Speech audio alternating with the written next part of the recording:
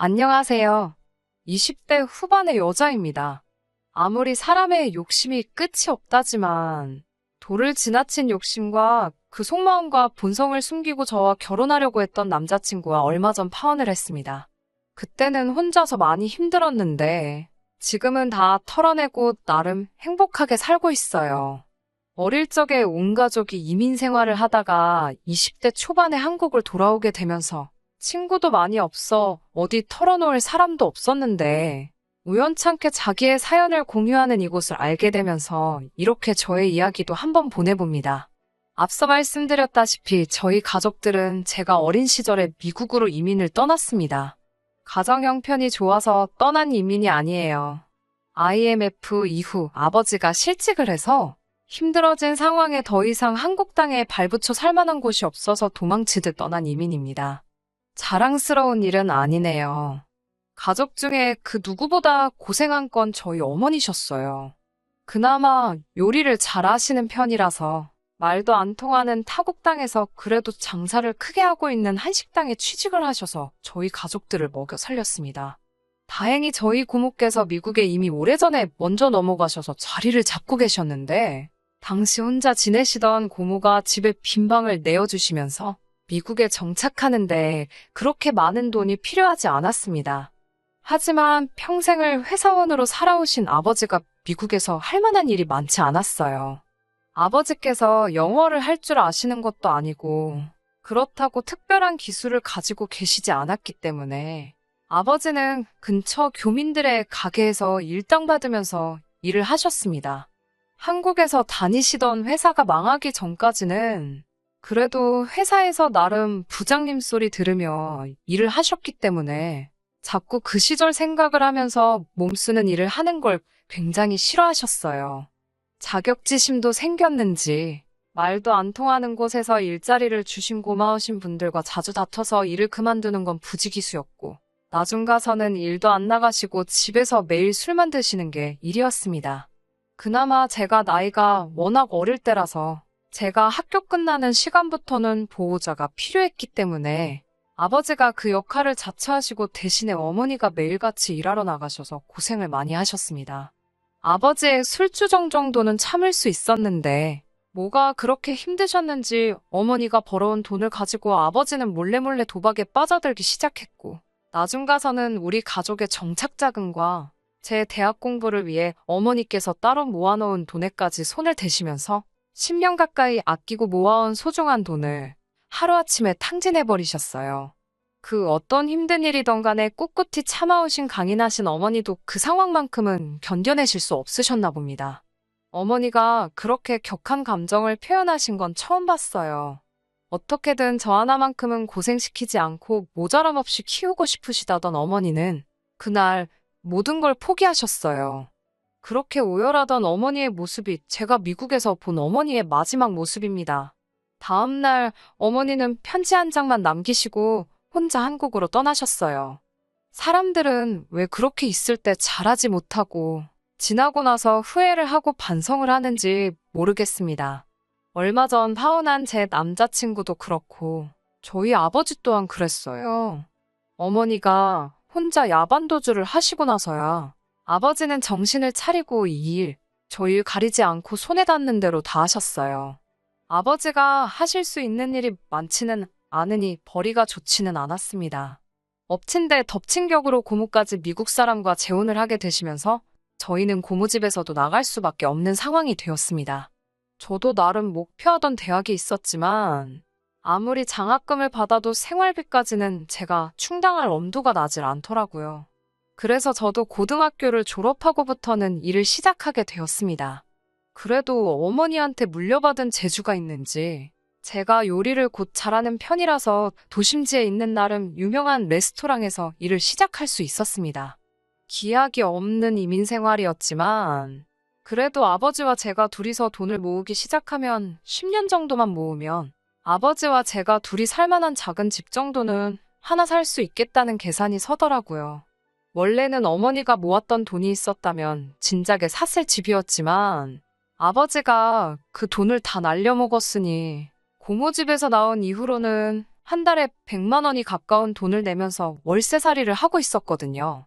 정말 월세로 내는 돈이 세상에서 제일 아깝다는 생각마저 들었습니다. 그렇게 3년 동안 열심히 어깨너머로 요리도 배우고 정신없이 바쁘게 살면서 돈을 모아왔습니다. 제가 한국으로 돌아오기로 결심하게 된 건 통장에 차곡차곡 쌓이고 있는 돈을 보는 게 인생의 유일한 낙이었던 언젠가였습니다. 평소처럼 열심히 일을 하다가 퇴근을 했는데 아버지가 집에 계시지 않더라고요. 이따금씩 새벽까지 일하시는 게 있으셔서 아침이 돼서야 들어오시려나 보다 하고 대충 넘겼어요. 그리고 아침에 일어났는데 아버지가 돌아오실 시간이 넘었는데도 돌아오지 않으시더라고요. 전화기도 꺼져 있고 어디서 뭘 하시는지 걱정이 돼서 그날은 출근까지 할 수 없었습니다.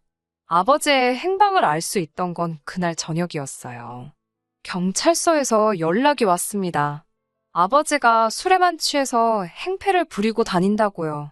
수중에 돈도 얼마 없었는데 탈탈 긁어모아 보석금을 내고 아버지를 빼내왔어요. 아버지는 술이 아직도 깨지 않으셨는지 제가 운전하는 차 옆에서 고개를 돌린 채 아무 말도 없으시더라고요. 그리고 나서 충격적인 사실을 전해 듣게 되었습니다.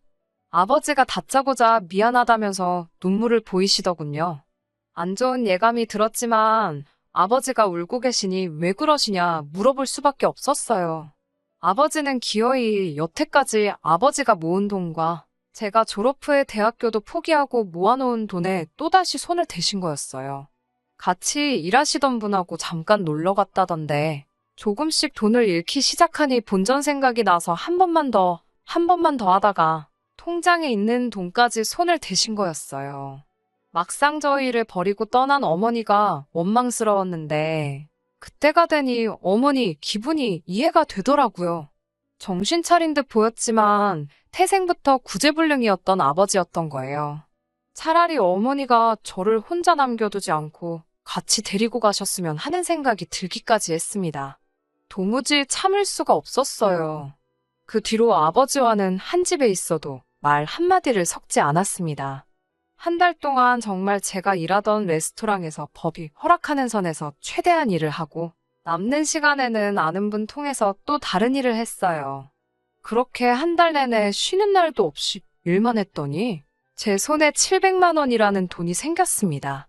그 돈으로 아버지가 혼자 지낼 수 있게 한 달치 월세를 미리 내놓고 또 나머지 100만 원은 현금으로 찾아서 허튼 데 쓰지 말라는 편지만 남겨두고 남은 돈으로는 비행기표를 사서 저도 혼자서 귀국길에 올랐습니다. 반나절이 넘게 걸리는 비행기 안에서 혼자 울었다가 한편으로는 후련하기도 한마음 때문에 웃었다를 반복했어요. 누가 보면 저를 미친 사람으로 봤을 수도 있었을 정도로 정신없는 비행이었습니다. 아무튼 제 과거 이야기가 너무 길었네요. 한국으로 돌아오고 나서는 제 수중에 남아있는 돈으로 보증금 200에 월세 30만 원짜리 허름한 방에서 혼자서 생활을 시작했습니다. 영어는 자신이 있었지만 학위가 없는 저를 써줄 만한 영어 학원은 그 어디에도 보이지 않았어요. 그나마 배운 게 요리이다 보니 그걸 가지고 금세 취직을 해서 기본적인 생활을 유지할 수는 있었습니다. 미국에서도 요리하는 사람들이 박봉이기는 한데 한국도 마찬가지더라고요. 200만 원도 안 되는 월급이었지만 그래도 저 하나 입에 풀칠하고 사는 데는 모자람 없이 넉넉한 돈이었어요. 출퇴근하는데 드는 대중교통비만 제외하면 식사는 일터에서 해결할 수 있으니 다행히 돈 들 곳이 많지는 않았습니다. 허름한 월세방을 탈출하고 싶은 마음은 굴뚝 같았지만 당장 이 집보다 싼 곳을 찾을 수가 없어서 한동안 지내게 되었어요. 박봉인데다가 정신없이 바쁜 직장 생활이었지만 언젠가는 저도 적당한 아파트 한 채 얻어서 아버지처럼 가족들 고생만 시키는 그런 사람이 아니라 저를 많이 아껴주고 저를 위해 희생할 수 있는 그런 사람을 만나 가정을 꾸리고 그렇게 평범한 인생을 살겠다는 목표 하나만 가지고 이악 물고 버텼습니다. 그렇게 하루하루를 살아가고 있던 제게 결혼까지 약속하게 되는 그런 사람이 찾아왔어요. 정말 상상도 못한 만남이었습니다. 하루는 제 핸드폰으로 모르는 번호로 전화가 왔어요. 보통 모르는 번호로 전화가 오면 받지를 않는데 같은 번호로 수도 없이 전화가 걸려왔습니다. 계속해서 무시하고 있었는데 문자로 제 이름을 들먹이며 어머니 일로 전화를 드렸다는 문자를 받았습니다. 어머니와는 이미 10년 가까이 연락 한 통 없이 지냈는데 어떻게 제 정보를 알아내서 사기를 치려는 건가 하는 의심이 들었지만 또 어머니라는 단어를 보니 그 문자를 모르는 척 할 수가 없겠더라고요. 그 문자를 받고 나서 몇 시간 정도 혼자 고민하다가 무슨 이야기인지 드러나 보자는 심정으로 전화를 걸었습니다.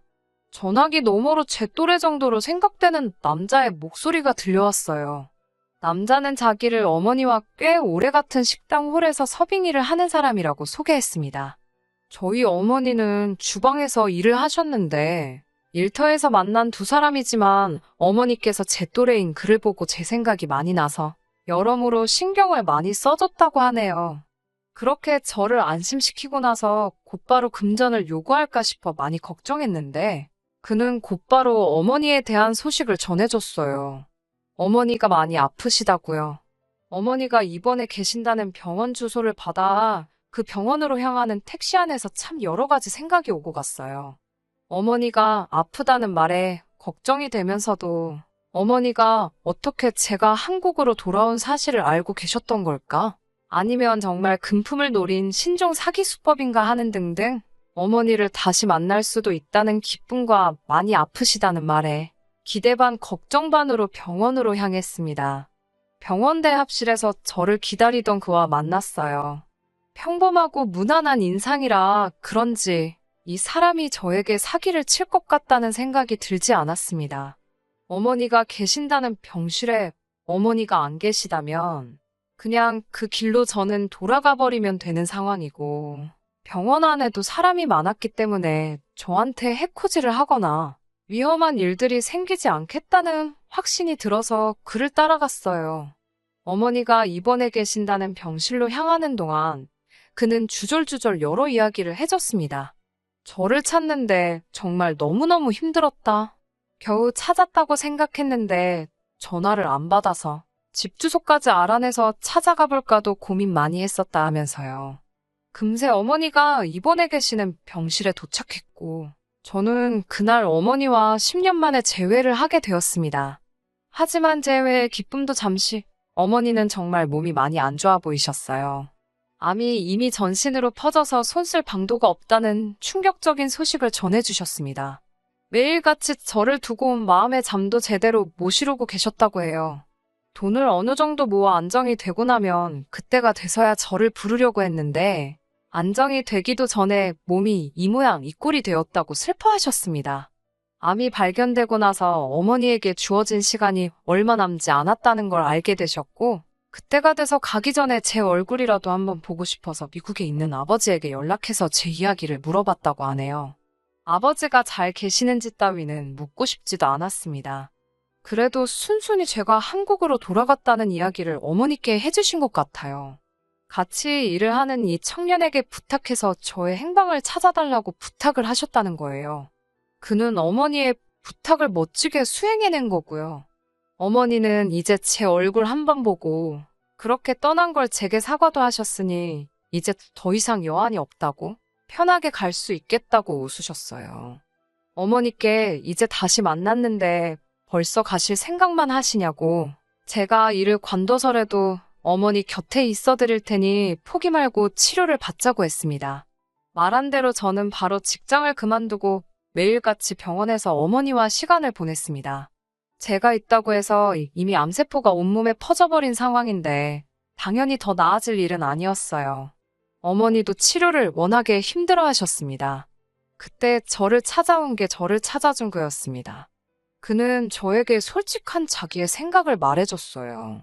옆에서 이렇게 간호해준다고 해서 나아질 상황이 아니다. 힘든 건 알지만 이렇게 어머니가 병원에서 생을 마감하시게 하는 것보다 차라리 치료를 포기하더라도 얼마 남지 않은 기간이겠지만 좋은 곳도 다니고 맛있는 것도 먹으러 다니고 그동안 못 해드렸던 일을 해주는 게 더 낫지 않겠느냐 하고 단도직입적으로 묻더라고요. 어머니도 옆에서 듣고 있다가 치료가 워낙에 고통스럽기도 하고 저를 10년 만에 다시 만났는데 병원에서만 지내고 싶지도 않으시다고. 병원비며 약값이며 치료비도 너무 부담이 되고 말한 대로 남은 시간을 우리끼리 행복하게 보내는 게 낫지 않겠느냐며 저를 설득하셨어요. 결정을 내리는 게 쉽지는 않았습니다. 그래도 어머니께서도 강하게 원하시는 바이기도 했고 저도 언제까지 일을 쉬면서 어머니 간호를 하기에 제가 가진 게 너무 없다는 사실도 알고 있었기 때문에 그렇게 어머니와 퇴원수속을 밟게 되었습니다. 어머니는 제가 사는 곳에서도 차로 불과 30분밖에 떨어지지 않은 가까운 곳에 살고 계셨어요.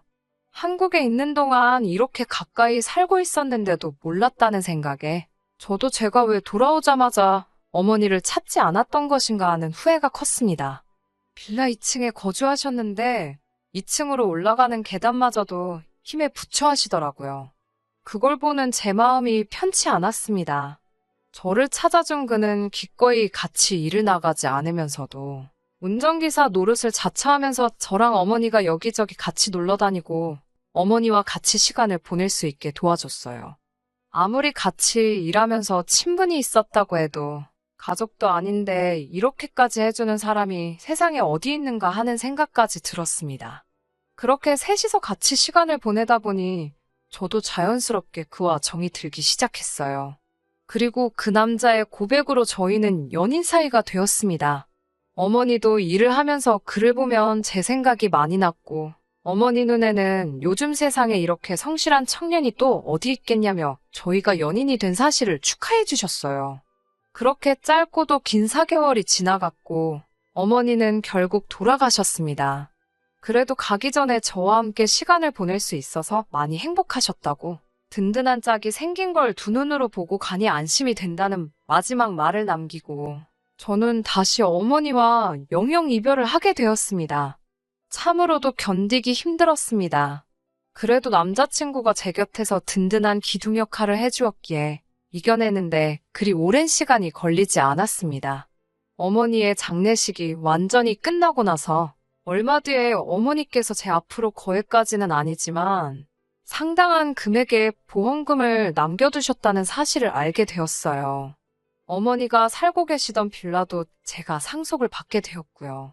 아이러니하게도 어머니를 떠나보냄과 동시에 제가 꿈꾸던 평범하고 안정된 삶을 손에 넣게 되어버린 거죠. 그리고 나서 생각지도 못한 사람이 미국에서 저를 찾아왔습니다. 다른 사람도 아닌 제 아버지였어요. 어머니가 돌아가신 슬픔을 같이 나눠줄 줄 알았던 아버지는 대뜸 저를 보자마자 어머니가 남겨놓은 보험금이 있지 않겠냐며 다 알고 왔다고 저에게 돈을 요구하시더군요. 반평생을 부부로 살아왔기 때문에 그 돈을 가질 자격이 된다고 하시면서요.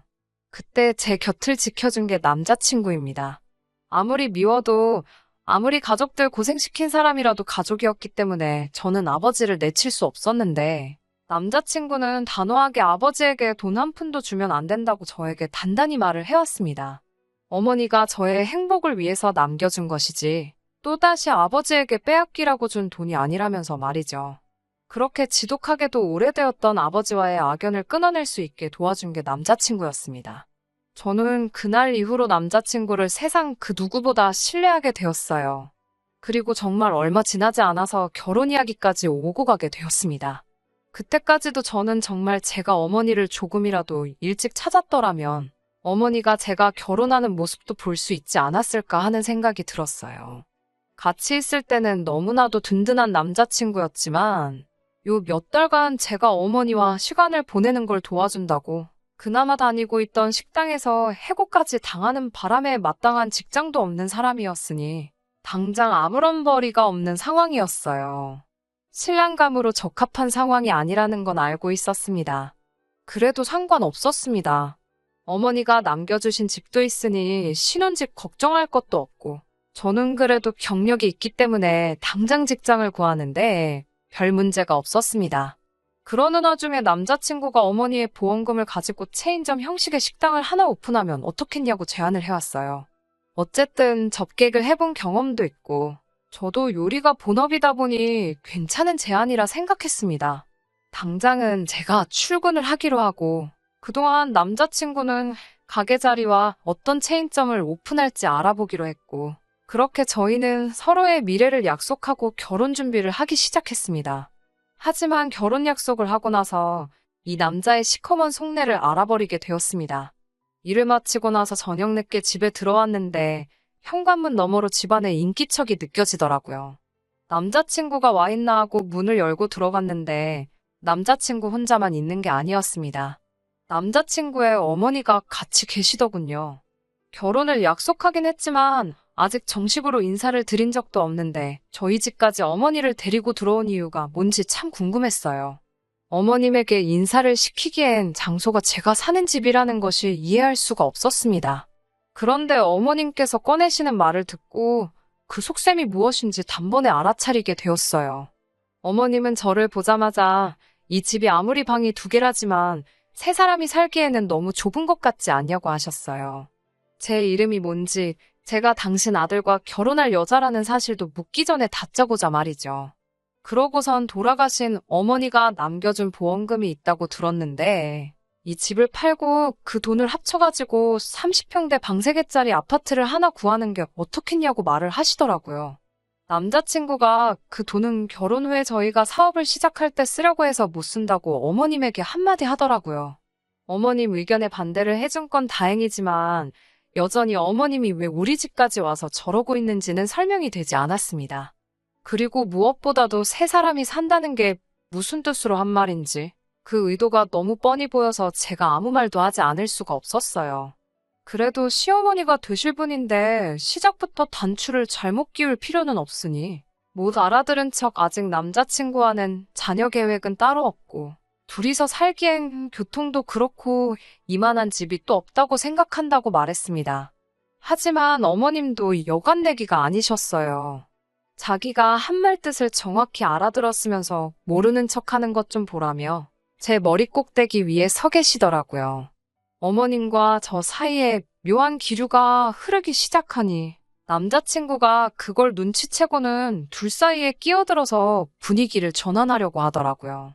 좋은 소식을 전해주러 온 자리인데 2사람 다 서로 날 세울 필요 없다고 하고는 좋은 소식이라고 전해주는 말이 다른 게 아니고 가게 자리도 수배가 끝났고 요즘 유행하는 치킨집을 하기로 결정했다는 거예요. 평소였으면 잘 되었다고 축하할 일이었겠지만 그렇게 썩 기쁜 소식이 아니었어요. 왜냐하면 남자친구가 저와 어머님을 뜯어말리면서 덧붙인 말 때문입니다. 남자친구는 이제 한 가족이 될 사이인데 사이좋게 지냈으면 좋겠다고 말을 하더라고요.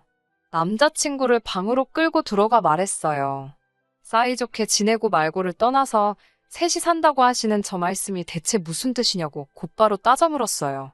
그러자 한다는 말이 너무나도 당당하게 무슨 말인지 모르겠냐고 말하며 우리가 결혼하게 되면 자기 어머니도 같이 함께 산다는 말이지 않겠느냐고 하는 겁니다.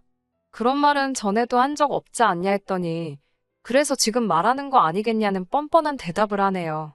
어떻게 그걸 나랑 상의도 없이 정할 수 있느냐 했더니 어차피 이제 어머니도 안 계시는데 자기 엄마를 어머니라 생각하고 모시고 살면 되지 않겠느냐는 알 수 없는 소리를 했어요. 그러면서 저를 위한 배려랍시고 한다는 말이 어차피 치킨집은 닭만 튀기면 되는 거니 제가 딱히 주방에 들어갈 필요까지는 없다고 하는 겁니다. 튀기는 거야 아무나 해도 되는 거고 저보고는 앞으로 일할 필요 없이 집에 있으면 된다고 하는 씨알도 먹히지 않는 소리를 꺼내는 겁니다. 요즘 같은 세상에 와이프 일 안 시키고 집에만 있으라고 하는 남자 흔치 않다며 저보고 복받은 거나 마찬가지라고 하더라고요.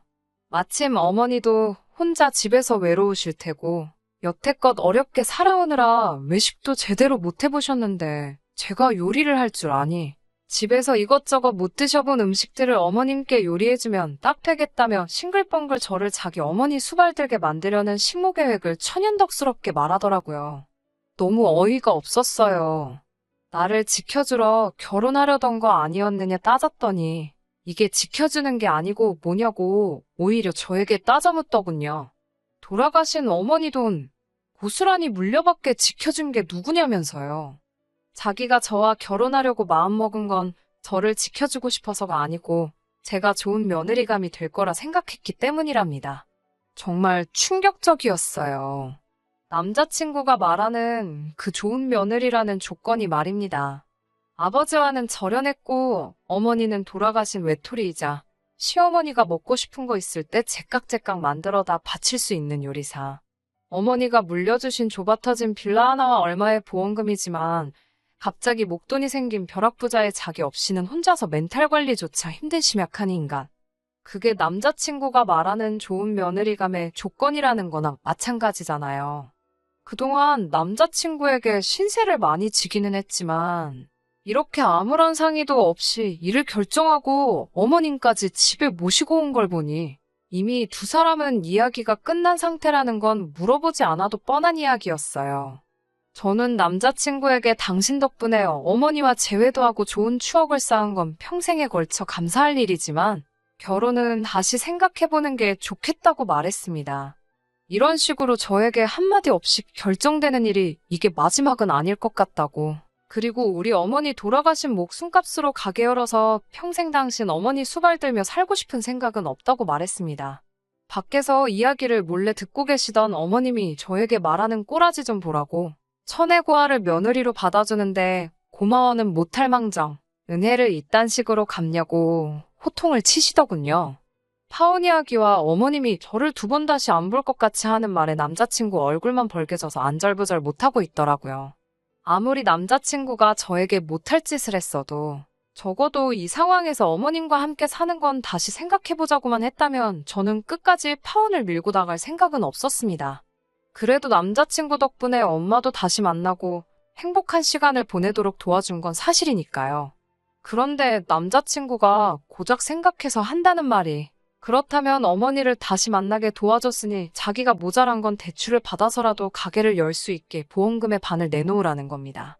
자기 아니었으면 제 수중에 있지도 않을 돈이었으니 자기한테도 어느 정도 공이 있고 소유권을 주장할 수가 있다고요. 여태까지 함께했던 시간들이 무색하게 내가 믿고 있던 그 사람인가 하는 생각이 들었습니다. 저도 호락호락 넘어갈 수는 없었어요. 자꾸 이런 식으로 나오면 경찰을 부르겠다고. 내 집에서 꺼지라고 소리를 지르며 두 사람을 내쫓았습니다. 그리고 며칠이 지난 후에 그제서야 남자친구가 직장도 없이 어머니랑 사는 건 답이 안 나온다는 걸 깨달았는지 자기만 살겠다고 어머니와 합가 이야기는 없는 일로 할 테니 다시 시작해보자며 울며불며 들러붙더라고요. 당연히 저희 대답은 싫다였습니다. 이미 그동안 쌓인 신뢰와 믿음을 일순간에 산산조각 내버린 당신 책임이라고. 내가 사람을 잘못 본 만큼 당신도 사람 잘못 봤다고. 나는 절대 좋은 며느리감이 아니니 조건에 맞는 사람 찾아보라고 하고 두 번 다시 연락하지 말라고 말했습니다. 정말 시시하게도 그렇게 이별을 통보하니 남자친구도 답이 안 나온다는 판단을 했는지 더 이상 제게 연락을 하지 않았어요. 앞으로 행복할 일만 있겠다는 생각을 했는데 시작도 하기 전에 저는 다시 외톨이가 되었습니다. 그래도 후회는 하지 않습니다. 신세졌다는 이유 하나만으로 남자친구의 어머니를 마치 내 어머니처럼 모시고 살 생각은 없으니까요. 아버지가 어머니의 보험금을 뺏어가지 못하게 막아준 것도 남자친구지만 한편으로는 제가 그 돈을 들였다면 자기 몫이 사라진다고 생각했기 때문에 그렇게 하지 못하게 한 건가 싶은 생각도 드네요. 비약이 너무 심할 수도 있겠지만 어머니 치료를 포기하라고 제안한 것도 혹시 병원비로 나갈 돈 때문에 보험금이 줄어들지는 않을까 걱정했던 게 아닌가 싶은 생각도 들어요. 그런 뼛속까지 구제불능인 사람이었다면 이렇게 헤어진 게 저에게는 오히려 더 잘된 일이 아닐까 하는 생각을 해봅니다. 그래도 덕분에 어머니와의 좋은 마지막 추억을 만들 수 있었으니 당분간은 그 추억을 발판 삼아 그 어떤 힘든 상황도 행복했던 그때를 회상하며 이겨내려고 해요.